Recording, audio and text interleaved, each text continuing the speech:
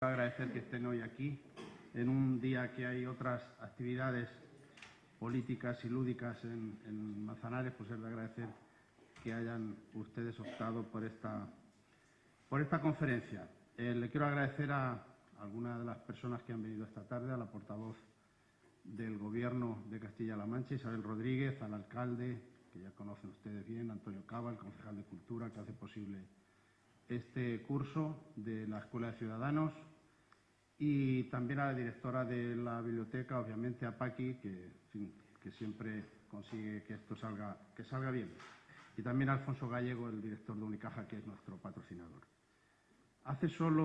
Y por supuesto a todos ustedes, hace solo 48 horas, el pasado miércoles, 2 mujeres eran asesinadas en España. En Valencia, un hombre de 73 años mató de una cuchillada a su novia de 32. En Reus, una niña de solo 5 años encontró muerta a su madre, supuestamente asesinada por su pareja. Esta última víctima había denunciado a su agresor, quien tenía una condena por maltrato y una orden de alejamiento desde 2006. Con estas 2 nuevas víctimas, el número de mujeres asesinadas por sus parejas o exparejas se eleva a 13, 2 de ellas en Ciudad Real, en Campo de Criptana y en Porcuna. Son muchas más que las registradas el pasado año, que fue, recuérdenlo, un mal año. En total, 73 mujeres fueron asesinadas. Por desgracia, la hoy llamada violencia de género está de permanente actualidad. Hubo un tiempo en que esos asesinatos machistas eran descritos en los medios de comunicación como crímenes pasionales. Yo tuve que informar de alguno hace muchos años, cuando comenzaba a trabajar como periodista. Esos crímenes eran considerados como algo que pertenecía al ámbito de lo privado. Era normal escuchar respuestas como «algo habrá hecho cuando la han matado». Gracias al esfuerzo y al tesón de mujeres como nuestra invitada de hoy, esos crímenes se califican ahora como lo que realmente son: violencia machista que los hombres ejercen sobre las mujeres.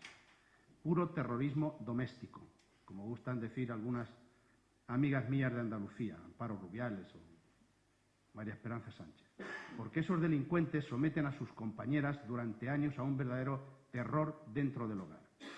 Inmaculada Montalbán, nuestra invitada esta noche, descubrió muy pronto que la ley no daba una respuesta adecuada a ese tipo de violencia y dejaba a la mujer desamparada. Nacida en Isnayov en 1959, Inmaculada estudió Derecho en Granada. A los 23 años terminó la carrera con matrículas y sobresalientes en todas las asignaturas, salvo una, como ella misma reconoce, en Derecho Internacional Privado. Con 25 años y a la primera aprobó la oposición a juez. Su primer destino fue Torrevieja, el segundo Almería. Hace un par de años entrevisté a Inmaculada dentro de una serie de entrevistas que publiqué en El País de Andalucía y que titulé 50 mujeres en vanguardia, entrevistas que fueron luego editadas, por cierto, en un libro que pueden consultar en esta biblioteca. En aquella entrevista, Inmaculada, que entonces era magistrada del Tribunal Superior de Justicia de Andalucía, me dijo que en Almería tuvo conciencia, comillas, de que había un problema serio con unas características específicas al que no dábamos respuesta adecuada, desde el punto de vista legal. Ella les podrá explicar mejor que yo cuáles eran esas deficiencias, que en resumen consistían en que la mujer que denunciaba maltrato se encontraba al final sola frente al marido agresor, que iba acompañado, este sí, de su abogado. Pero además de esa preocupación por el aspecto jurídico del problema, Inmaculada era consciente de que había que explicar a las mujeres que debían plantear cara a los malos tratos, a las palizas, a las agresiones. No me resisto a recordar estos párrafos primeros de aquella entrevista. Comillas: las mujeres han aprovechado que hay fútbol en la tele y han acudido a la cita con la joven jueza que les va a hablar de sus derechos. Reunidas en torno a un café, Inmaculada Montalbán les explica que si sus maridos les pegan pueden denunciarlos. En eso llega el alcalde acompañado del jefe del puesto de la Guardia Civil del pequeño pueblo granadino, de cuyo nombre no quiere acordarse. ¿Qué tal?, pregunta campechano el alcalde. La jueza Montalbán le comenta que han estado hablando sobre los problemas de las mujeres, de los malos tratos que sufren y de la necesidad de que los denuncien. El alcalde sonríe, se golpea suavemente el pecho cerquita del corazón y responde: a mí todo eso me parece muy bien, pero mientras la cartera esté aquí, esta es la que manda, el dinero. El guardia civil asiente, a la jueza se le cae el alma a los pies. Fin de la cita. Inmaculada podía haberse reducido a hacer su trabajo, el de jueza, que imparte justicia desde su sala en el tribunal y en sus sentencias, y punto. Nadie le hubiera reprochado nada. Pero Inmaculada es algo más que una juez brillante que ha hecho una exitosa carrera hasta llegar a ser elegida, hace poco más de 2 años, vocal del Consejo General del Poder Judicial y presidenta de su Observatorio contra la Violencia Doméstica y de Género. Afiliada a Jueces para la Democracia desde 1991, con poco más de 30 años, Inmaculada ha recorrido barrios y pueblos explicando a las mujeres sus derechos. Recordando los años en que viajaba por los pueblos de Granada, me dijo: muchas mujeres escapaban de sus casas para escucharnos, pero cuando les decías que la pena de los maridos a los maridos maltratados eran una multa o un arresto domiciliario, las mujeres agredidas se preguntaban: ¿y a mí eso qué me soluciona? Esa es la pregunta. ¿De qué les sirve eso a las mujeres? Perdón. Esto pasa como cuando quiere uno abrir la bolsa en el Mercadona, ¿no? Para explicarnos de qué les sirve la ley a las mujeres maltratadas, pero también para hablarnos de la igualdad entre hombres y mujeres, hemos invitado hoy aquí a Inmaculada. Estoy seguro de que a todos nos será de utilidad lo que nos diga.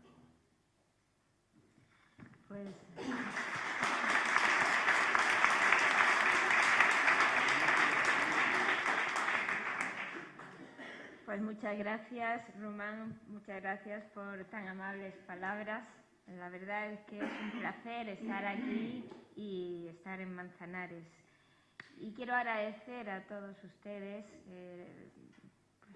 el haber venido esta tarde a este foro de reflexión y este foro de debate sobre temas de ciudadanía que a todos nos interesan. Gracias, señor alcalde, y gracias, director de Cultura.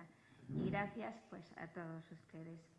Yo, cuando preparaba esta intervención, fundamentalmente pensé que, dado que estamos en un encuentro de ciudadanía para reflexionar sobre valores, quizás fuera un buen momento para reflexionar en qué momento estamos respecto de la igualdad de hombres y mujeres, y ya que han pasado más de 30 años de nuestra Constitución española, dónde nos encontramos, de dónde venimos, y quizá habría que interrogarnos sobre a dónde vamos, qué futuro nos espera, si será un futuro mejor, si será un futuro más complicado. Y, en definitiva, reflexionar, porque yo creo que todos y todas tenemos clara la idea de que la sociedad española ha hecho una decidida apuesta por la igualdad y cuenta con leyes. Reflexionar si esto ha servido para mejorar nuestra calidad democrática, reflexionar sobre si esto ha supuesto un avance de derechos para hombres y mujeres. Y para situarnos en esta reflexión, yo querría explicarles cuál fue mi visión de este problema de la violencia contra las mujeres desde el punto de vista de jueza, de una mujer que aprobó las oposiciones de juez y que empezó en un pueblo a trabajar, y cómo fue concretamente un momento muy determinante, que fue en 1997, con ocasión de la muerte de Ana Orantes, cuando se produce el pistoletazo de salida para un cambio que se producirá en la sociedad y también en la ley. Porque si bien antes de aquel suceso de la muerte de Ana Orantes, que conocerán ustedes que era una mujer andaluza que en la televisión pública de Canal Sur contó su historia de malos tratos después de separarse del marido, pero al volver a casa el marido la roció con gasolina y le quitó la vida. Esto ocurrió a finales del 97 y si bien es cierto que ya habían empezado las políticas asistenciales e informativas en materia de violencia sobre la mujer por muchas comunidades autónomas, yo recuerdo que en Andalucía ya empezaba a funcionar los centros asesores de la mujer, no fue hasta el 97 cuando este problema se situó lo que llamamos en la agenda pública, y que es tanto como en la agenda política, como una prioridad. Pero se situó como una prioridad porque fue en ese momento cuando se unieron varias circunstancias, y la fundamental fue que las mujeres víctimas salieron a los medios de comunicación, salieron en los periódicos, pusieron su cara, pusieron su voz y señalaban al sistema judicial como especialmente ineficaz.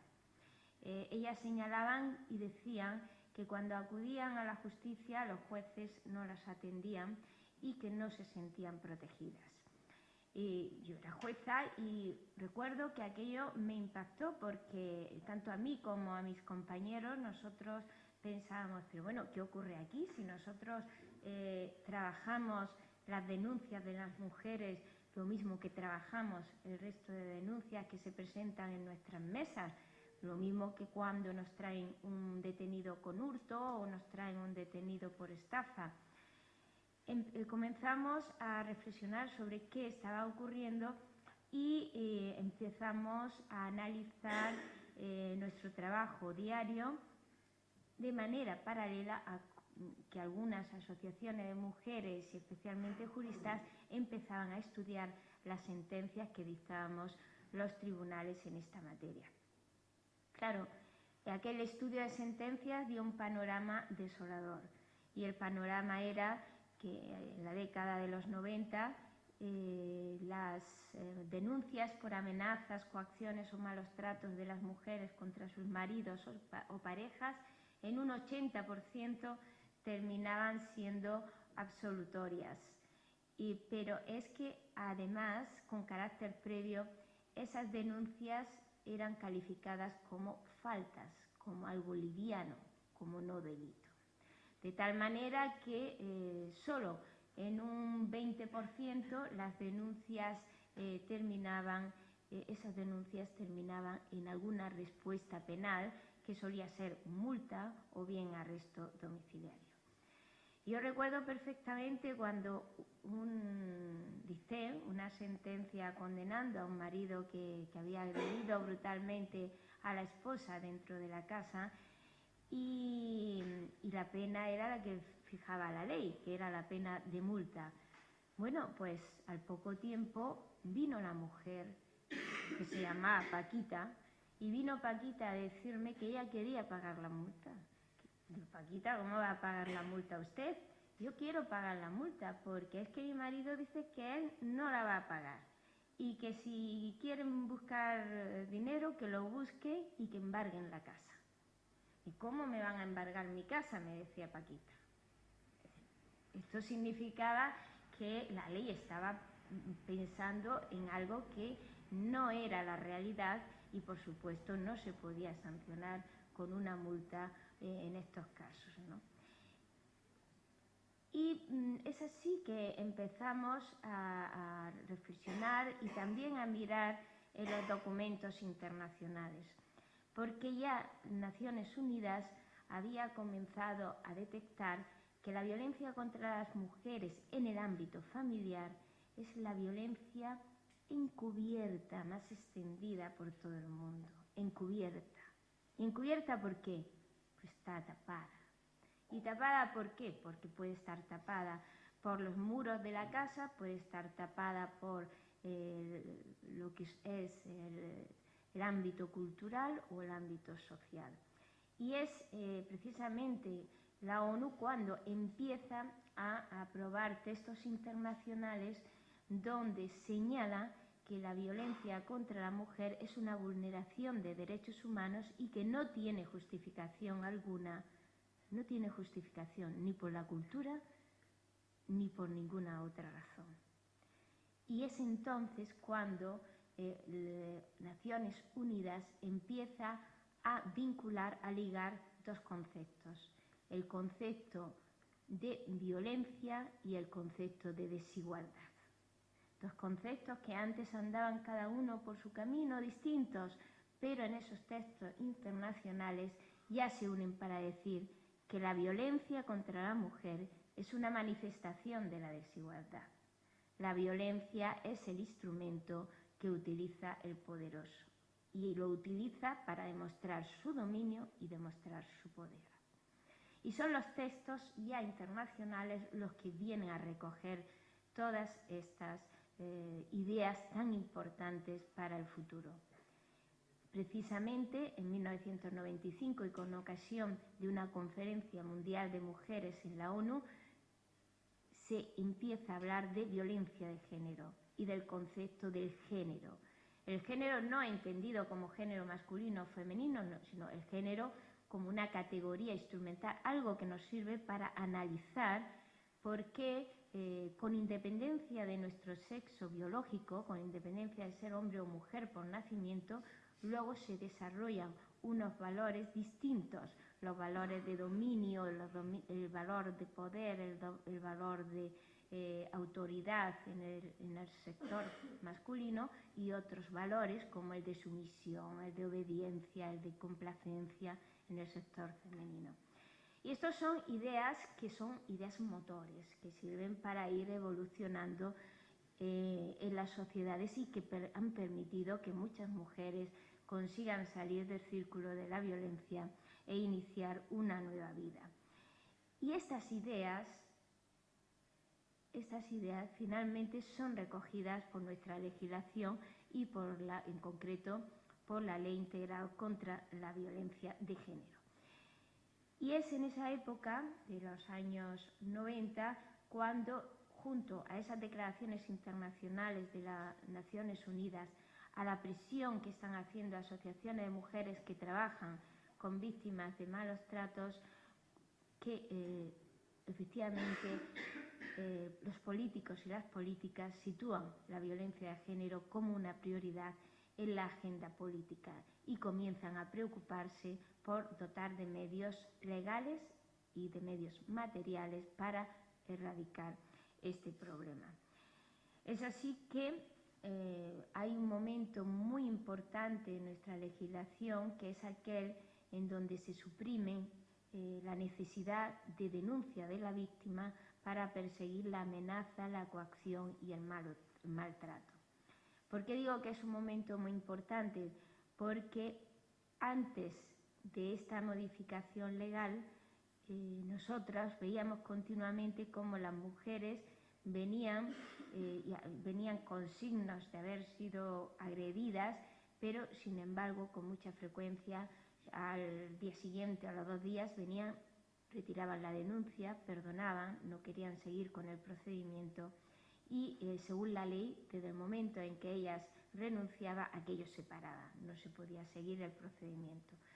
La ley cambió porque consideró que estamos ante un problema de derechos humanos y por lo tanto hay que proteger estos derechos cuando son vulnerados, incluso aunque sea dentro de las casas, y cambió en el sentido de que hay que perseguir esa violencia, haya o no denuncia.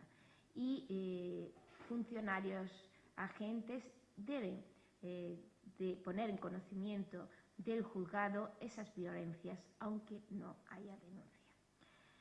Y esto fue muy importante porque esto es a lo que nos referimos cuando hablamos que un asunto privado pasó a ser público. Un asunto que era privado, que dependía de la voluntad de la víctima, el que siguiera o no, pues pasó a ser público. Ya no depende de la víctima, sino que los agentes estatales, las fuerzas y cuerpos de seguridad, o policía o juzgados, se tienen que encargar de investigar si ha habido alguna violencia con o sin la colaboración de la víctima. Este es un momento clave en nuestra sociedad, se convierte en público lo que antes era privado. Y he de decirlo que este momento en muchas sociedades no se ha dado todavía. En muchos países europeos, muchos países americanos todavía no han dado ese salto de considerar que la violencia sobre la mujer en el ámbito de la pareja es un problema de derechos humanos, es un problema público, cualquiera que sea la intensidad de la violencia. Y yo creo que esto es importante y hay que reconocer el impulso y la decidida apuesta de la sociedad española.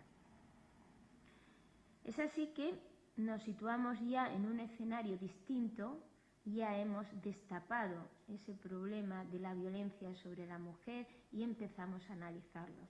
Desde el observatorio que yo presido, pues fíjense, el observatorio pues no es ningún edificio, ni ningún telescopio, ni nada de eso. Es una pequeña oficina en donde cuento con la ayuda de una letrada y 2 funcionarias, y tenemos anualmente reuniones con el resto de las instituciones, Ministerio de Justicia, Fiscalía, Colegio de Abogados.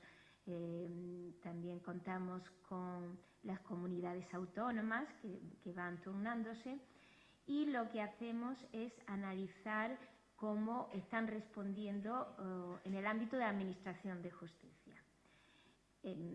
Nuestro observatorio no se ocupa de temas de cómo se está respondiendo en materia de educación, en materia de medios de comunicación, porque eso escapa de nuestro ámbito. Nosotros nos ocupamos de analizar la respuesta judicial, qué están haciendo nuestros jueces y tribunales, cómo se están coordinando con nuestra policía y con nuestros abogados. Es un observatorio, por así decirlo, centrado en el ámbito policial. Bien, pues ya hemos conseguido tener instrumentos muy importantes, muy fiables de análisis de nuestra respuesta judicial a través de las estadísticas que se rellenan en nuestros juzgados. Ya hemos visto y tenemos datos de 5 años de funcionamiento de los juzgados especializados en violencia sobre la mujer, algo importante. Si en la década de los 90 el 80% de las amenazas, coacciones o malos tratos quedaba calificado como falta y el 80% quedaba impune, ahora la tendencia se ha invertido. Ahora nuestros juzgados de violencia sobre la mujer, que están con personal cada vez más formado, que son los que conocen de faltas y conocen de sentencias de conformidad, en aproximadamente un 80% dictan sentencias condenatorias en los casos de malos tratos, amenazas y coacciones, los que se llaman las primeras agresiones. ¿Y esto por qué? No es porque haya un afán de condenar de así porque así, sino que esta actividad que resulta de nuestros juzgados es fruto de la actividad de recogida de prueba de cargo que hacen nuestros policías. No es que aquí se haya eliminado el principio de presunción de inocencia, no, aquí funciona como en todos los lugares. Lo que sí ha cambiado es que ahora Fuerza y Cuerpo de Seguridad, Policía, están más formados, recogen más pruebas y pueden presentarla ante los tribunales. Porque esta es una de las grandes dificultades que tenemos en los tribunales de justicia, la prueba de cargo. ¿Por qué es muy difícil la prueba de cargo? Nuestros estudios que se hacen por un grupo de magistrados y magistradas que colaboran con el observatorio, demuestran que cerca de un 60% de las violencias se cometen dentro de las casas.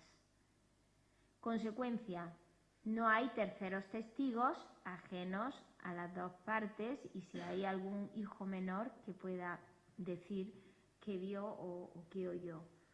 Problema, si no hay testigos tenemos problema de prueba y eso hay que resolverlo de alguna manera. ¿Cómo se resuelve? Formando a los policías y formando a Fiscalía, a los encargados de recoger la prueba. ¿Para qué? Para que hagan diligencia de inspección del lugar, que recojan cualquier detalle de que haya habido una pelea, que haya habido algún tipo de agresión, que observen si ha habido algún elemento como arma, como escopeta, que recojan testimonios de vecinos por si han oído voces, que vayan al ambulatorio a ver si fue asistida la mujer, que se recoja toda la prueba posible para ver si efectivamente ocurrió la violencia. Y en los juzgados de violencia hay, ya digo, casi un 80% de sentencias condenatorias. Pero, sin embargo, en los juzgados de lo penal, que son los que ven los delitos que van hasta 5 años, el índice de condena es en torno a un 50%.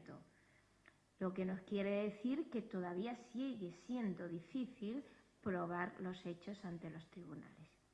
Y si a esto le añadimos que todavía el mecanismo de la renuncia y el perdón sigue operando, porque la dependencia emocional y psicológica que se da entre víctima y agresor muchas veces es muy difícil de romper, pues nos encontramos con un alto porcentaje, aproximadamente del 11% de mujeres que retiran, que se apartan del proceso. Esto lo tenemos comprobado y nuestra conclusión, por así decirlo, en estos primeros momentos, es que la especialización está dando buenos resultados. Es positivo que se especialice Fuerza y Cuerpo de Seguridad en atender a estas víctimas, en recoger la prueba de cargo.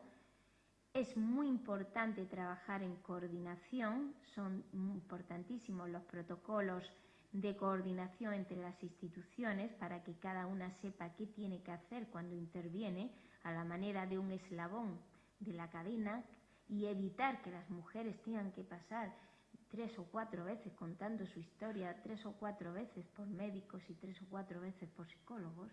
Es muy importante trabajar en la coordinación y, en tercer lugar, es muy importante seguir el camino que hemos iniciado, que es el camino de fortalecer y empoderar e informar a las mujeres de sus derechos para que luego pues no sientan que están frustradas sus expectativas. Eso es muy importante hacerlo.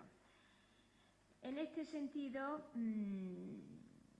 podemos decir que hoy, tras 5 años de funcionamiento de juzgados de violencia especializados y sobre todo de aquellos que se dedican en exclusivo a esta materia, pues se está dando una respuesta más ágil, más rápida.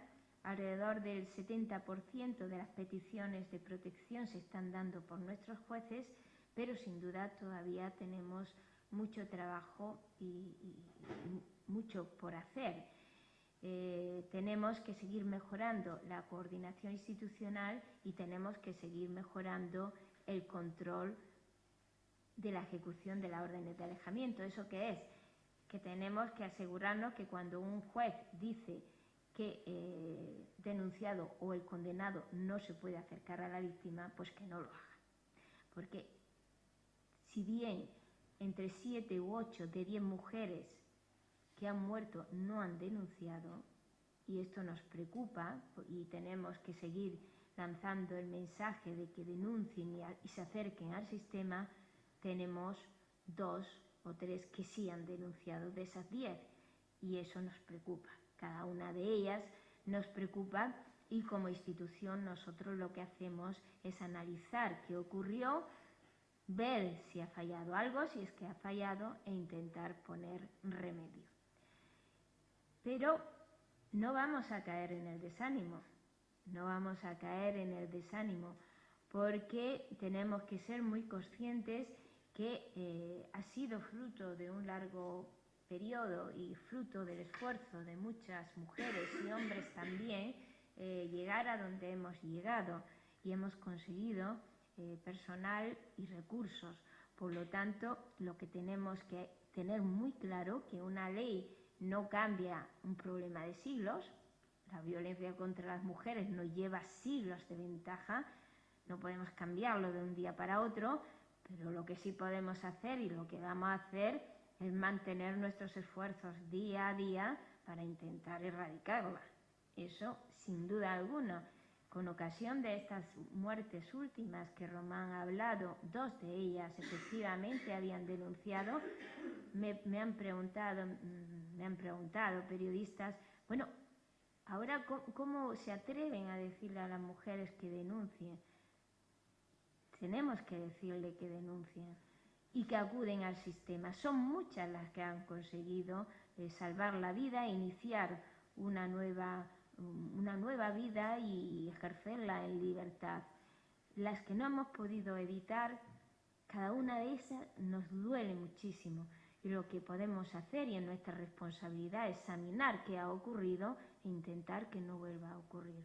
Pero nunca podemos olvidar que el único responsable es el que mata. Él es el responsable. Nosotros, como instituciones, vamos a seguir trabajando y las mujeres y la sociedad civil tienen que seguir presionando porque tenemos que tener muy claro que estamos ante un asunto que está siempre en precario. Los derechos de las mujeres siempre están en precario. Cada X tiempo surgen reacciones, surgen obstáculos y surgen nuevos contramovimientos.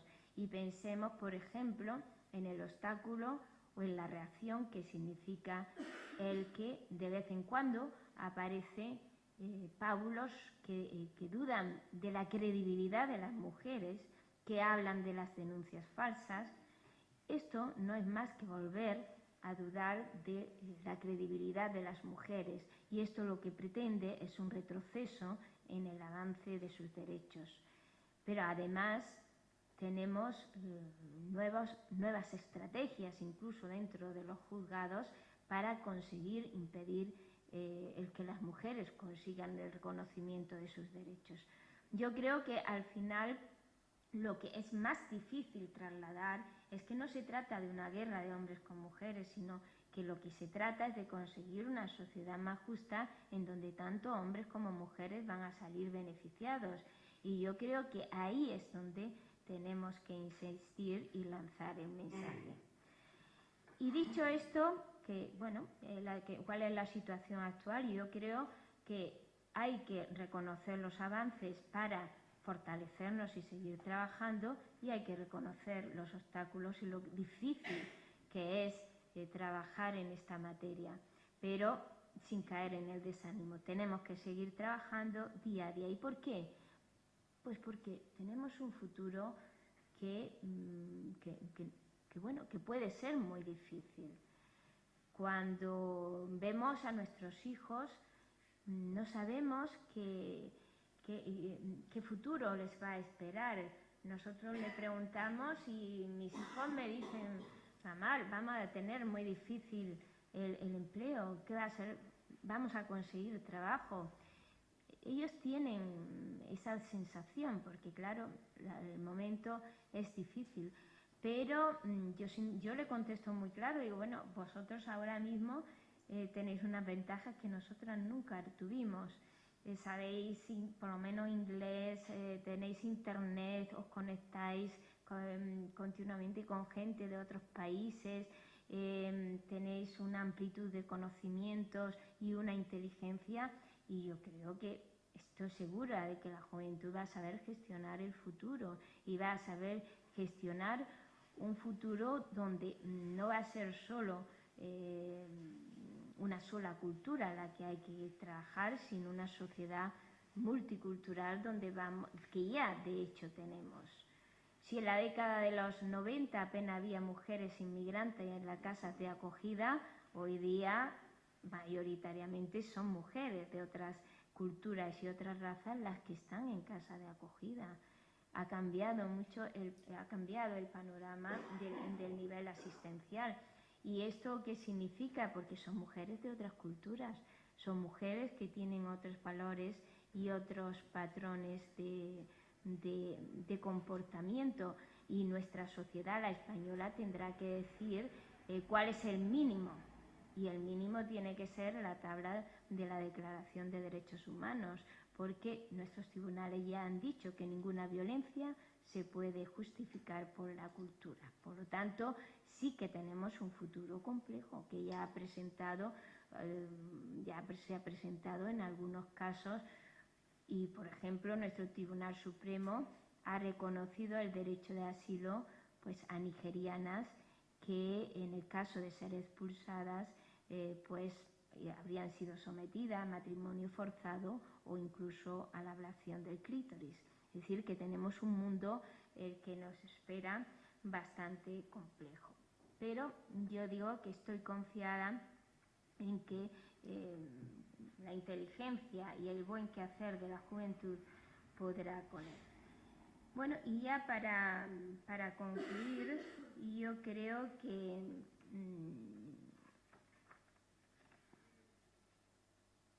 que fundamentalmente desde el ámbito judicial la apuesta por la especialización ha dado buenos resultados. Ya hemos despejado aquella sensación de impunidad que había en la década de los 90, pero yo quiero decir algo que con frecuencia lo digo.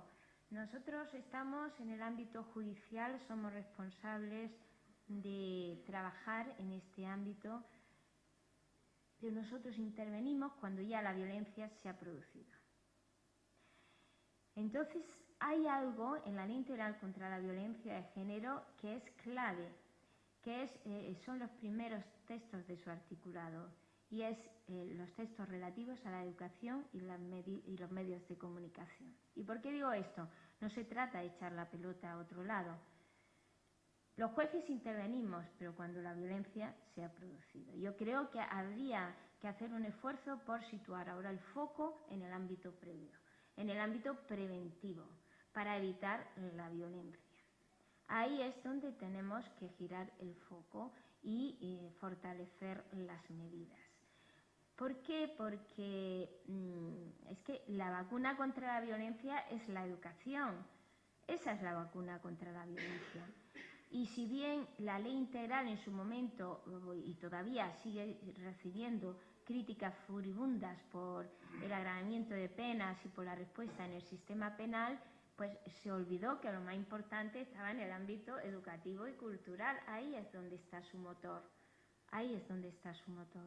¿Y qué ocurre? Pues que donde está su motor había y hay una educación para la ciudadanía que desafortunadamente ha quedado muy diluida por ciertas circunstancias, ¿no?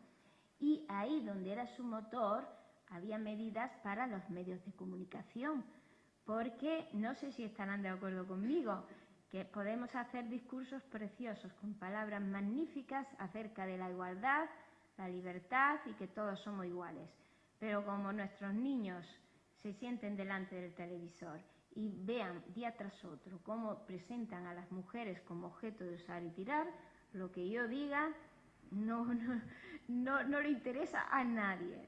Entonces, son los medios de comunicación quienes están trabajando en la socialización de nuestros hijos. Por lo tanto, yo creo que es muy importante trabajar en ese ámbito preventivo, medios de comunicación, cultura, y por eso, bueno, pues yo tengo que reiterar y felicitar la iniciativa de este foro de reflexión y de encuentro, porque es aquí donde se pueden generar estos nuevos valores y a partir de aquí se puede ir difundiendo pues lo que es la idea de una sociedad más evolucionada, más justa, más democrática. Es a partir de aquí, en la prevención. Y ya para terminar, decirles que les agradezco mucho la atención. Yo estoy confiada que ya no hay marcha atrás y que lo que entre todos esperamos es que la historia de la violencia contra la mujer deje de ser una historia actual para que sea algo lejano. Así que muchas gracias.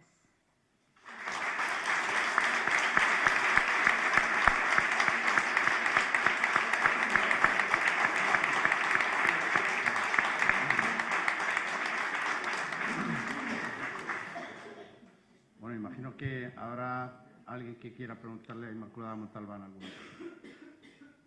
¿Nadie? ¿Nadie?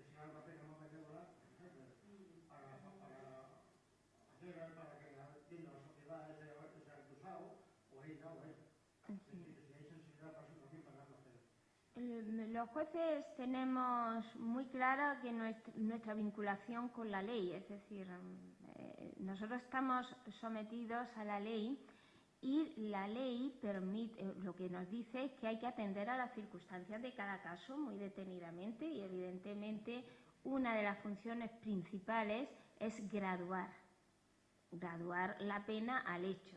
Si es un hecho leve, no se pone una pena grave, sino que se atiende a graduar la pena para que haya una proporcionalidad de la respuesta.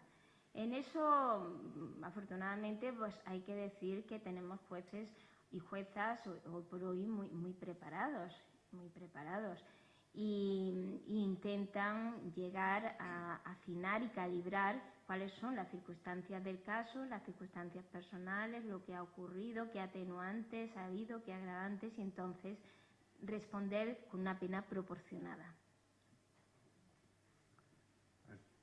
¿Con qué problema se encuentra una señora que hace una denuncia falsa? ¿Una denuncia falsa?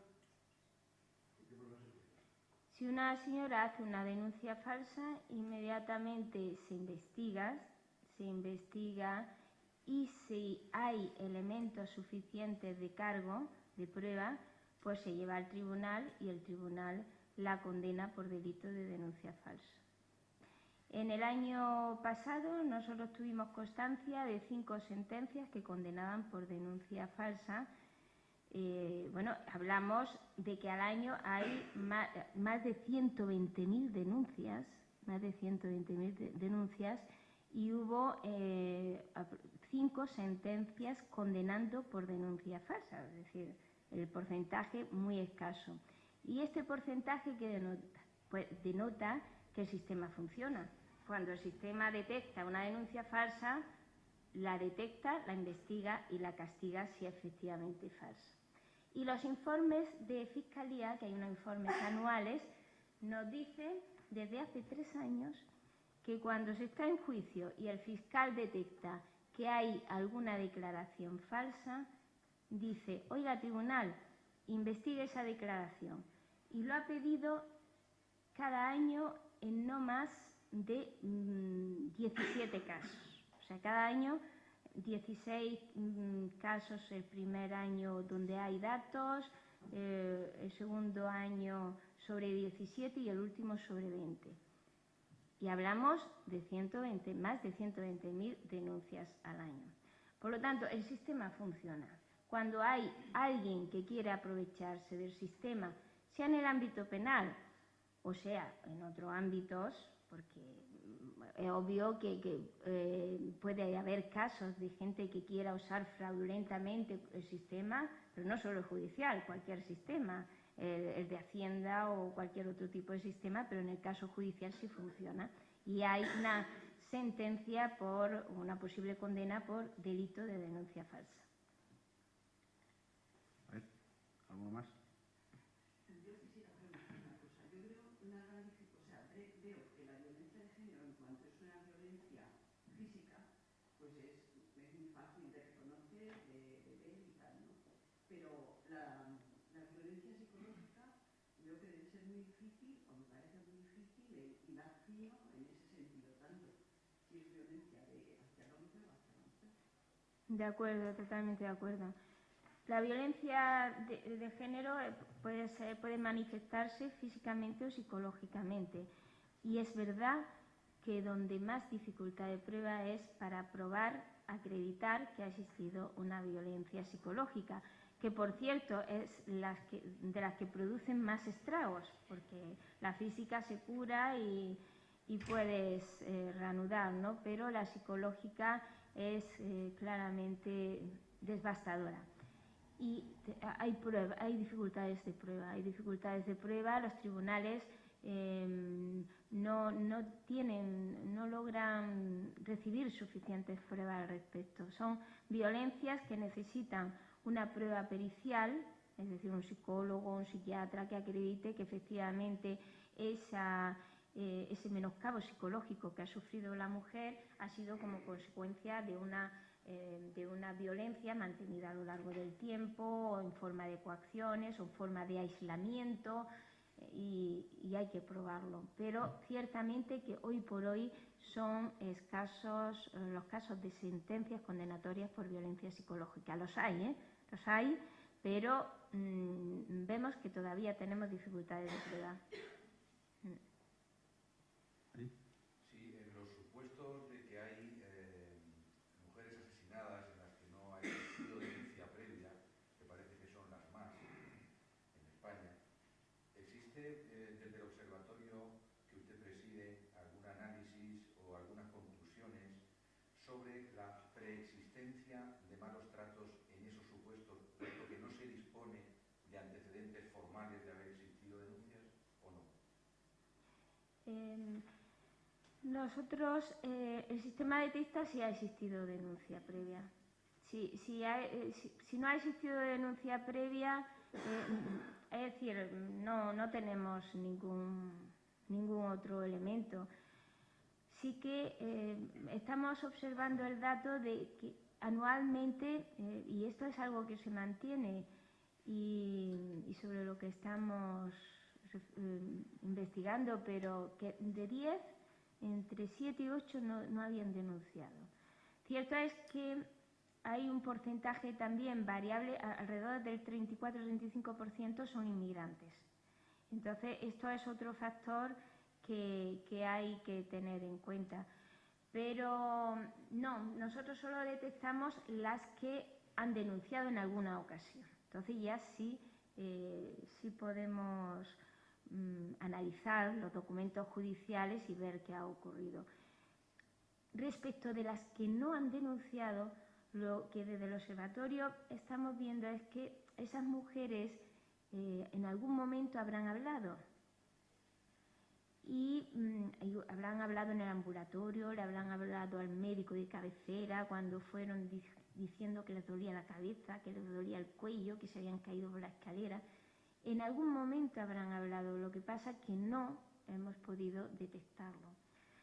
Y por eso ahora, desde el Ministerio de Sanidad y de Igualdad, se está intentando fortalecer más lo que es el protocolo sanitario para a ver si se detecta en esos momentos esa violencia que muchas mujeres sufren calladamente.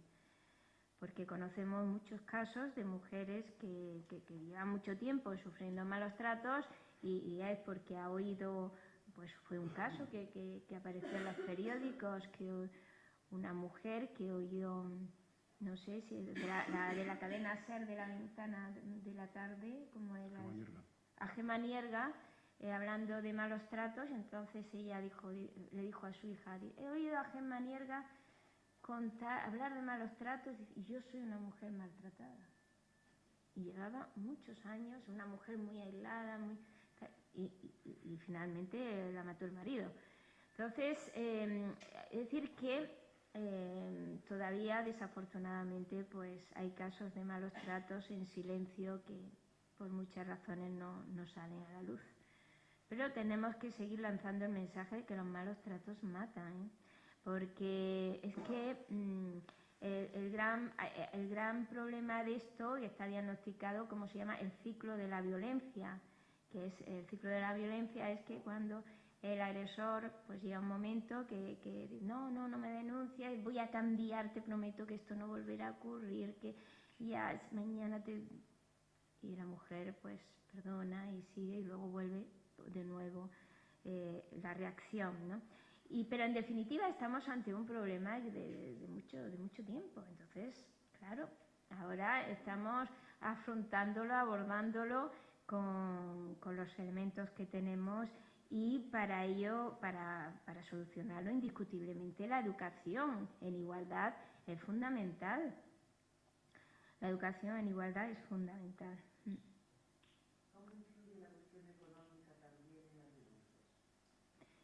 Pues la cuestión bueno, yo he tenido, los casos que yo he tenido fundamentalmente de mujeres que no tienen trabajo y que ellas no aportan nada a la casa o no tienen trabajo y bueno, después de la agresión de denunciar, pues luego la han retirado porque temen qué les va a pasar a sus hijos, que al final va a tener dificultades en conseguir la pensión alimenticia porque a lo mejor el marido es autónomo y no figura de alta en ningún lado y al final pues resulta que va a tener problemas para darle de comer a sus hijos.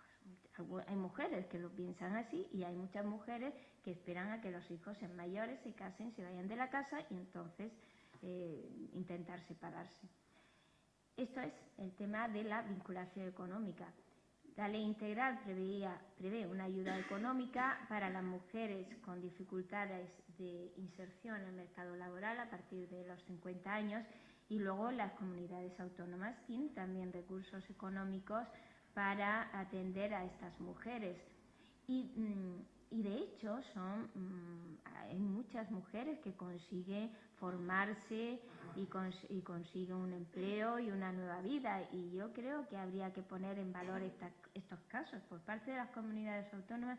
Debería ponerse en valor estos casos para que sirva como ejemplo de que se puede salir de la violencia. ¿Hay alguna pauta en el caso del hombre y de la mujer que hayan sido en un matrimonio, que hayan sido a su vez hijos que hayan visto en sus casas ese maltrato? ¿Me estoy explicando bien? Perfectamente.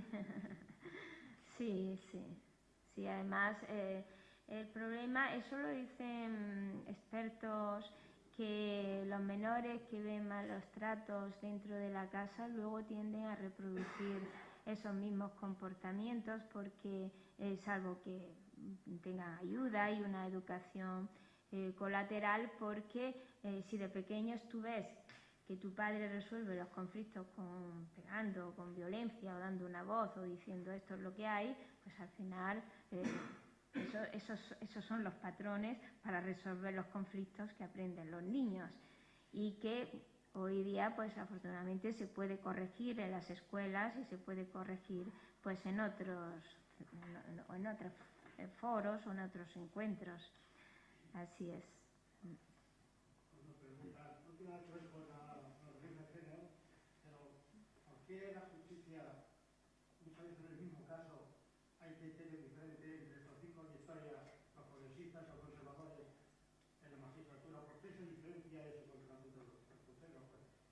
Porque los jueces somos jueces y estamos vinculados a las leyes y a la hora de poner sentencia tenemos que estar sujetos a la ley y tan sujetos que si nos apartamos el tribunal de arriba nos dirá que esa sentencia fuera y la revoca. Pero los jueces somos hombres y mujeres que estamos socializados como usted y como todas las personas que hay aquí y tenemos nuestras ideas. Entonces hay algunos jueces que ponen más énfasis en el aspecto profesional de las condiciones de trabajo de los jueces, otros jueces que ponen más énfasis en la necesidad de garantizar los derechos constitucionales, otros jueces que ponen más énfasis pues en otra cosa, ¿no? Y entonces pues según ponga el énfasis pues así se van haciendo asociaciones, ¿no?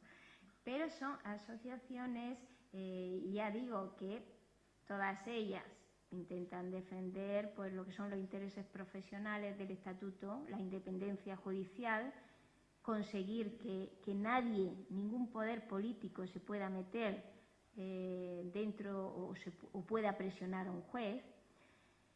Y luego pues hay diferencias puntuales en qué es prioritario. Pero a la hora de dictar sentencias, ya le digo, todos tenemos el mismo techo y la misma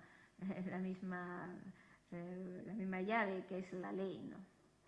¿Hubo bastante diferencia entre las tres asociaciones de magistrados? Por ejemplo, como han dicho aquí, Victoria, la PN y Marcelo. Sí. Hay mucha diferencia entre los criterios. Puede ser. Aplicando la ley, que aplicar todo el mundo mismo, pero no a veces una sentencia por No, porque es que a la hora de dictar sentencias, seas de la asociación que seas, tú tienes que dictar la sentencia aplicando la ley del caso y la jurisprudencia que hay del Supremo. Y si no hace eso, el tribunal de arriba te va a echar abajo la sentencia, seas de una asociación, seas de otra o seas de otra, ¿no? Entonces, es distinto lo que es la labor jurisdiccional de poner sentencia a luego lo que es los jueces como personas que somos, que tenemos ideas, pues que pensamos que hay que tener más énfasis en una cosa o en otra y en otra, y por eso están las asociaciones judiciales.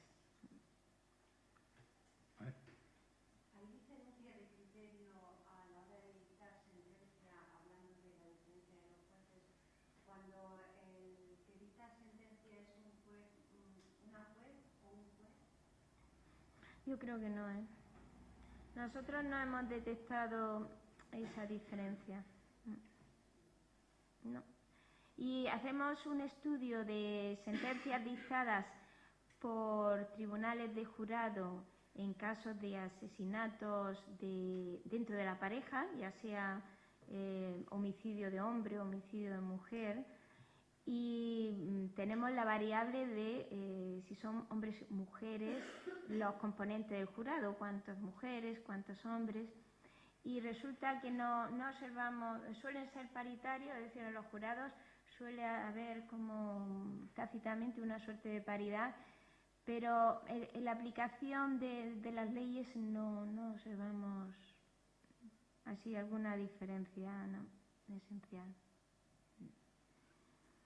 ¿Es competencia del observatorio contra la violencia de género el hecho de vigilar a los jueces en su actitud cuando dictan sentencia? Es decir, me refiero a los casos estos que ha saltado a los medios, en los que a lo mejor un juez no es que estuviera ejerciendo directamente la violencia, pero fomentaba la desigualdad con algún tipo de sentencias, pues no sé, de custodia o de todos estos casos que muchos hemos oído.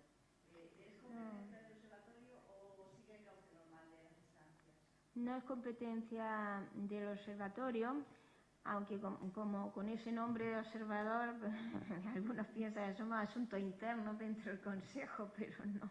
¿Por qué? Porque la sentencia es fruto de su independencia judicial. Entonces, salvo que menosprecie alguna de las partes, salvo que sean unas expresiones extravagantes, desconsideradas con las partes, que entonces hay una falta disciplinaria y sigue su trámite por la vía disciplinaria del Consejo, no por el observatorio, sino por la vía disciplinaria.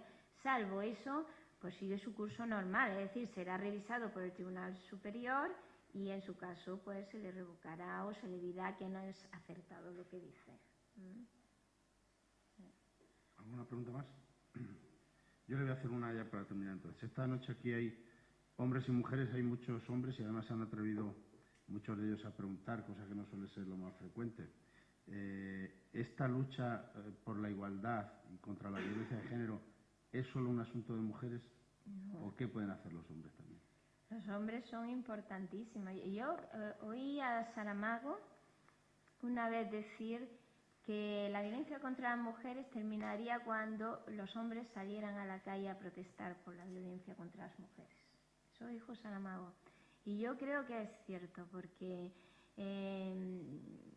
en tanto necesitamos el apoyo, la ayuda de los hombres en este fenómeno. Y mientras, de una manera activa, por ejemplo, no consintiendo lo que son comentarios sexistas o chistes desconsiderados o no permitiendo determinadas cosas que culturalmente han existido pero que son menospreciativas para las mujeres. ¿Y por qué? Porque en definitiva esto, antes lo dije, será bueno para hombres y mujeres. Hay hombres que les gustaría pues estar más relajados y no tener que estar siempre siendo el que tiene que demostrar la autoridad, que sabe la respuesta, que está al tanto de todo, ¿no? Entonces yo creo que se necesita indudablemente la complicidad y el apoyo de los hombres. Así que aprovecho para este abundante auditorio masculino que hoy encuentro para darle las gracias. Muy bien, pues muchas gracias. Únicamente recordarles que la próxima charla será el día 18 de marzo y vendrá Víctor Manuel, cantante.